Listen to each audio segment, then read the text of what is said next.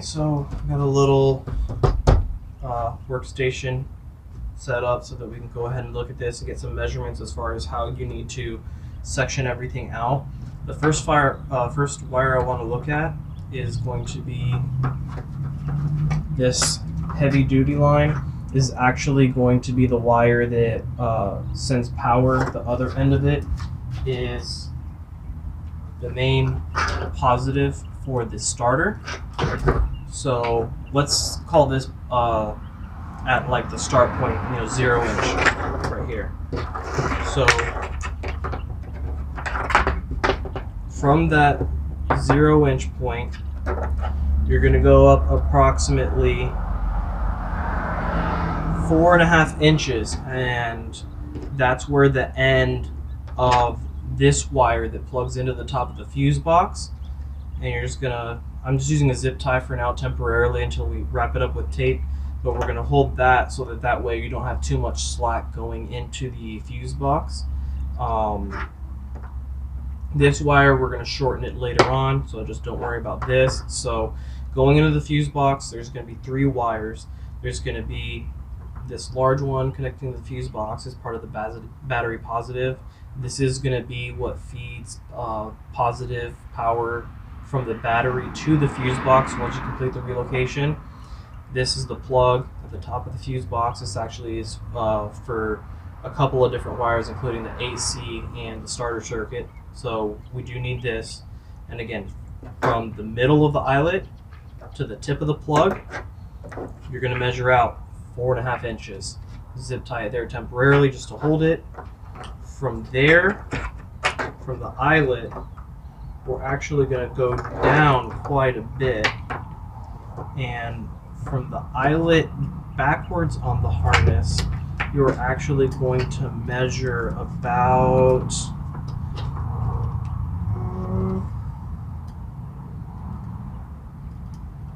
let's call it 20 inches. So from the eyelet to this point is 20 inches, and that's where you're going to tie this plug that comes for the AC compressor circuit. So that way, as it comes off the fuse box and routes across the left-hand side of the car, left hand from when you are in your driver's seat looking forward. So off on the left-hand side of the car, as it comes down the side, it's going to have just the right amount of slack for the AC compressor. From this point here, we're going to go back further, an additional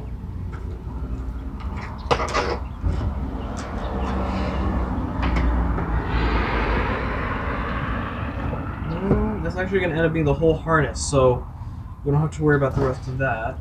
But at that same part that we did the tie for the AC compressor, that's where you're going to tie in this wire that comes across, and this is what's going to connect to your alternator. So this is going to come off the block, tie in right here, so as this wire exits the wrapped up loom, this wire is going to come into the wrapped up loom, and it's going to come forward through your harness. So all of this is going to be closed up. From here, that's going to be all wrapped up, and then from here backwards, all this is going to be wrapped up. This black wire with yellow stripe is for the AC compressor. Blue with the red stripe is for part of your starter circuit.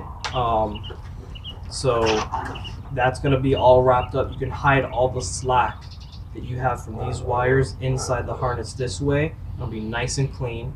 We'll wrap it up in a minute. You can see what that looks like. And then, so this white wire right here is going to be the third wire that goes to your fuse box. Now, unfortunately, as is, this wire is far too long, and you have a couple of options. You can either fold it up and have it, match the length that you need to bolt into your fuse box, or you can shorten it. For this example, just so that way we try to keep it as simple as possible for the rest of you, I'm just going to fold it up and tape it up. so that we have to redo as few connections as possible. But if I set this aside, you will see that on the harness I pulled out of my car, I actually matched the length, and I put a new eyelet on the end of it, so that way when I plug it into the fuse box, I got rid of all the slack.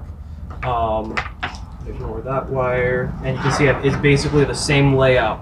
Fuse box goes to the fuse box, and it's battery positive. This runs back to the starter positive, and then from the starter positive it goes back to the battery in the trunk, and then the alternator wire.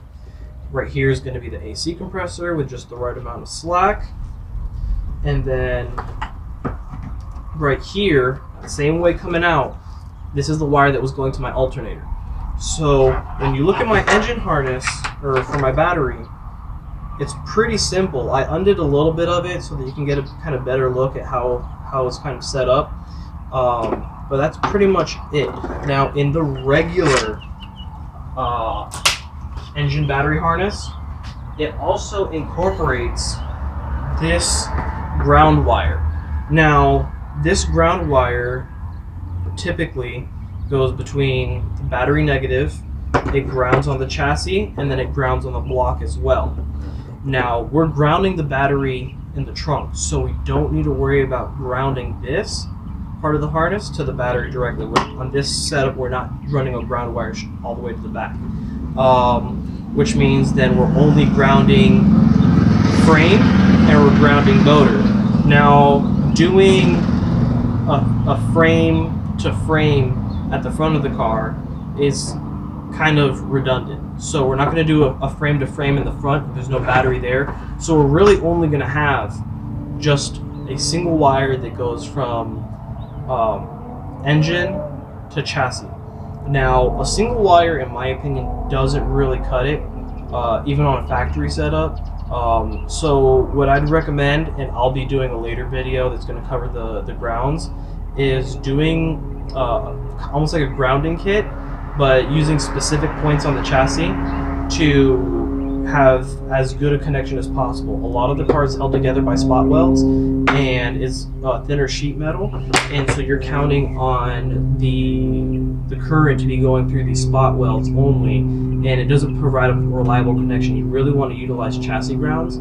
So we'll go back to that later. In these videos for the relocation, I'm primarily only going to be covering going over the battery positive wires.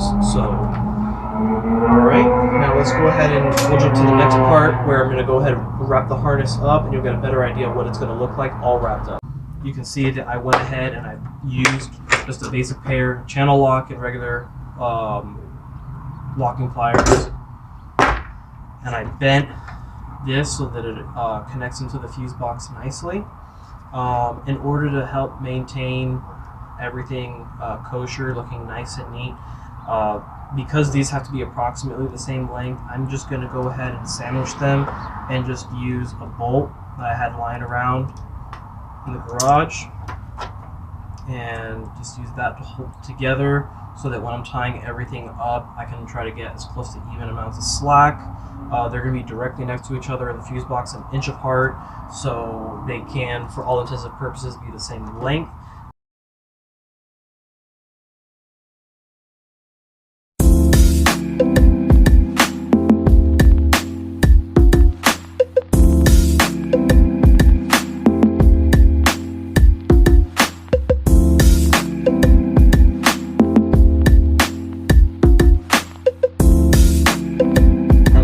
Wire that I was telling you that we're going to repurpose. So, as a lot of you know, we have electric power steering on Rx8, and by doing the battery relocation, you kind of are like, well, what am I going to do about the electric power steering fuse? Well, what we're actually going to do, we're going to use this wire. We're going to have to put a new terminal end on the end of it. We're going to cut it to length before we do that, however, to make sure that we have the right length that we need. Sorry, had to do a cut. Guy that drove a car thought it'd be funny just to go up and down the street while I'm sitting here trying to make a video for you guys. So, like I was saying about this wire, this convenient wire is going to be actually for our electric power steering positive feed. what we're going to end up doing is we're going to use one of the ground points that we're going to make when we do a separate video for the grounding kit for the Rx8 for engine ground and various other grounds. We're going to use one of those grounds for the electric power steering, and this is going to be our positive feed that is going to go through a resettable circuit breaker style fuse, and it's going to be tucked away, hidden inside the fuse box to kind of keep everything looking nice and clean, so that when you're looking down into the engine bay, you're not going to see any more of that factory wire mess that was part of the original battery harness. Don't get me wrong, Mazda did a great job with that original battery harness for having the battery in the engine compartment and kind of making sure that everything had consistent, reliable power. Unfortunately, they couldn't do that for the electric power steering rack itself because they just dumped coolant on it. But that aside, no, they did a good job, and fortunately we have a harness that requires very little modification in order to do the battery relocation. So yeah, once we're actually having the engine and the power harness in the vehicle, I can go ahead and I can go over the actual setup of the electric power steering circuit. But what's really nice about doing your harness this way is that actually you can leave this harness completely set up in the car whenever you have to pull the motor. Because it's not going to be connected in any way, shape, or form to the engine harness, and it's completely independent, you don't need to undo as much stuff to get your engine ready to be removed. This is all going to stay just connected to the fuse box. You don't have to mess with the fuse box at all.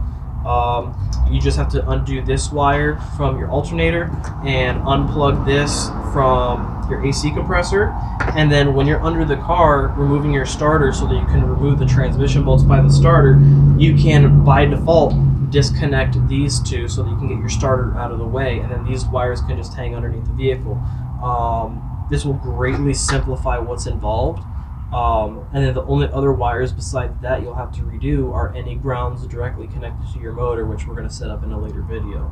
So really this is going to make removal and reinstallation of your motor dramatically easier as well. I know many of you are asking, okay, well, when it comes to the relocation side of things, what about that wire, the positive for the battery?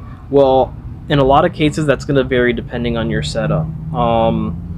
Depending exactly where you have your fuse at, where you have your battery at, you're going to have a different length of wire running from this point at the starter back to the battery. Now, for myself, I actually have my resettable fuse located on the seat backs of the rear seats. So I will provide you, for at least like what I have, as far as the wire length getting to that point where you can safely and comfortably mount that circuit